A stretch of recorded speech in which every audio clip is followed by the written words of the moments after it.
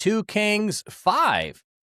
Now, Naaman, the commander of the king of Syria's army, was esteemed and respected by his master, for through him the Lord had given Syria military victories.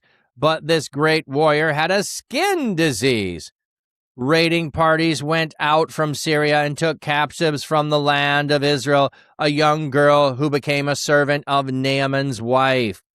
She told her mistress, if only my master were in the presence of the prophet who is in Samaria, then he would cure him of his skin disease. So notice it's a girl from Israel who's captured by Syria, and Elijah and Elisha are in the northern kingdom. They are prophesying in the northern kingdom more than the southern kingdom. And she's like, I wish that my master could go to him. He'd be healed. So just planting a seed there. Naaman went and told his master what the girl from the land of Israel had said. You know what? Let's go look up Naaman and see what his name means. So 2 Kings 5. Let's find out what Naaman means. So it means pleasantness. Pleasantness. Does TN translation? I don't know. Where did you see TN? It could be an abbreviation for translation. I don't know that. All right, let's keep going. The king of Syria said, "Go! I will send a letter to the king of Israel." So Naaman went, taking with him 10 talents of silver, 6,000 shekels of gold, and 10 suits of clothing. He brought the letter to the king of Israel. It read, "This is a letter of introduction for my servant Naaman, who I have sent to be cured of his skin disease."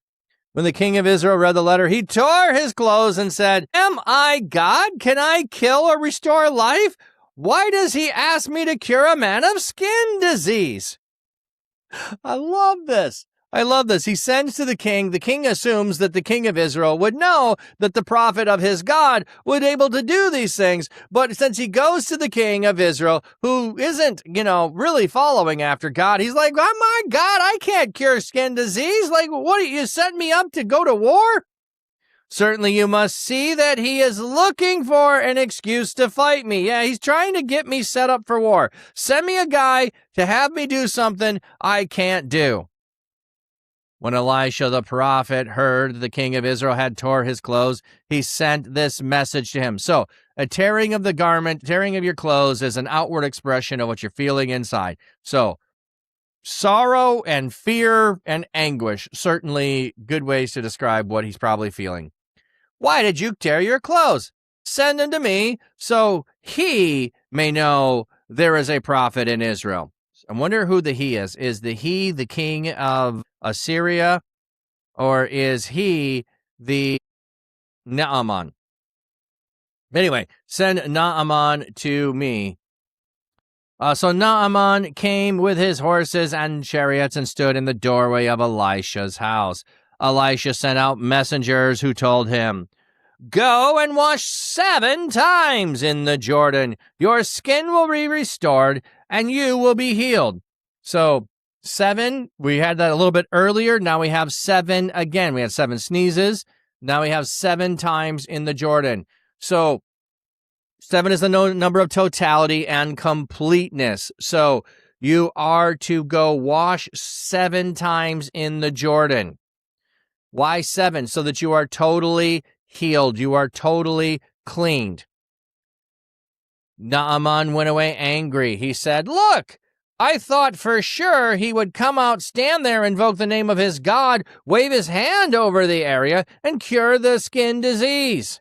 It's like, I thought he's going to just wave his hands, come out. Like, he didn't even come to me. He did not even come out to me. The rivers of Damascus and Abana and Parna are better than any of the waters of Israel. Like, if I was just going to go bathe in a river to try to cure it, I could have done this at home. I could have done it at home. Why did I come here? He's angry because Elisha does not meet his expectations. Elisha is not doing it the way the prophets at home would do it. Could I not wash in one of them and be healed? Like, they got better rivers at home. I could have went to them and washed, right? So he turned around and went away angry. His servants, plural, approached and said to him, Master, if if the prophet had told you to do some difficult task, you would have been willing to do it. It seems you should be happy that he simply said, wash and you will be healed. So look at how wise his servants are in the face of his anger. Like, hey, if he'd have given you an impossible task to do, you would have set out immediately to go and try to do the impossible task. He just asked you to do something simple. How about we try it? So he went down and he dipped in the Jordan River 7 times, as the prophet had instructed. His sin became smooth as a young child's, and he was healed. He and his entire entourage returned to the prophet. Naaman came and stood before him. He said, For sure I know that there is no God in all the earth except in Israel. Now please accept a gift from your servant. So he is so happy with being restored. He returns to thank the prophet. But more than that, he comes with gifts. And more than that, he declares there's no God in all the earth except Israel. He is going to leave all his gods because he's been healed by the God of Israel. Now Elisha replied, As certainly as the Lord lives, whom I serve, I will take nothing from you. Naaman insisted that he take it, but he refused. Naaman said, If not, then please give your servant a load of dirt, enough for a pair of mules to carry, for your servant will never again offer a burnt offering or a sacrifice to a god other than the Lord. So he's trying to give payment back to Elisha. Elisha is not having it. So Naaman comes up with another plan. I need to honor the God who has healed me. I need dirt from this land where he dwells to bring back with me so that I have a portion of his territory that I can set up back home. So if you think about the idea of embassy that we do today, this will be a good way of thinking about this. So the embassy in a foreign country doesn't belong, it belongs to the country that the embassy is of. So the American embassy in Germany is American territory. It is sovereign American territory by exchange with Germany, and the German embassy in U.S. is German territory.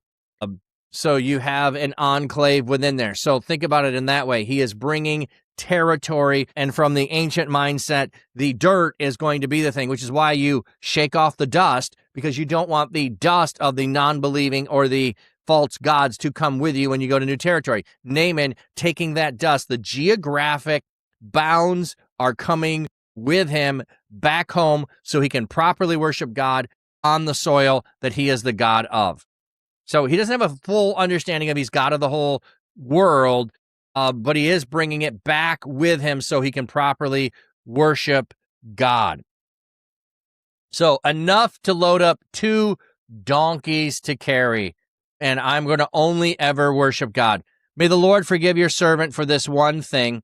When my master enters the temple of Rimmon to worship, and he leans on my arm, and I bow in the temple of Rimmon, may the Lord forgive your servant for this. Elisha said to him, Go in peace. So in other words, I'm still going to have to bow in the temple when I go in because of custom, but I will not be bowing in worship. I will be bowing because of the expectation of it. And so Elisha tells him to go in peace. When he had gone a short distance, Gehazi the prophet, Elijah's servant, thought, Look, my master did not accept what the Syrian Naaman offered him. As certainly as the Lord lives, I will run after him and accept something from him. So Gehazi ran after Naaman. When Naaman saw someone running after him, he got down from his chariot to meet him and asked, Is everything all right? He answered, Everything is fine. my master sent me with this message. Look, 2 servants of the prophets just arrived from Ephraim hill country. Please give them a talent of silver and 2 suits of clothes. Naaman said, please accept 2 talents of silver. He insisted and tied up 2 talents of silver in 2 bags along with 2 suits of clothing. He gave them to 2 of his servants, and they carried them for Gehazi. When he arrived at the hill, he took them from the servants and put them in the house. Then he sent the men on their way. So Gehazi said, hey, you were offering stuff. My master won't take it. I could get ahead here. Let me get a little money and a couple of suits of clothing. Like, you wouldn't the suits of clothing show up if you suddenly had 2 suits of clothing? Or are you going to sell them? What are you going to do with them? Just, if I can. When he came and stood before his master, Elisha asked him, where have you been, Gehazi? He answered, your servant hasn't been anywhere. Elisha replied, I was there in spirit when a man turned and got down from his chariot to meet you. This is not the proper time to accept silver or to accept clothes, olive groves, vineyards, sheep, cattle, and male and female servants. Wait a minute. This list is a lot longer than what he got. So, not to accept silver or clothes, but he adds to that list olive groves, vineyards, sheep, cattle, and male and female servants. So, it's not the right time to be able to accept stuff. Therefore, Naaman's skin disease will afflict you and your descendants forever. When Gehazi went out from his presence, his skin was as white as snow. So the punishment that he gets for taking without permission is that skin disease is going to be upon him and his descendants forever. Like, wow, what a punishment. Whatever he has is going to be carried on to the next gen that they're going to have. He's going to pass it on either through contagion or biology, don't know. But I'm guessing at this point he's no longer the servant of Elisha. So way to blow it. Greed blows up his life entirely. Not a great plan there, buddy. Not a great plan.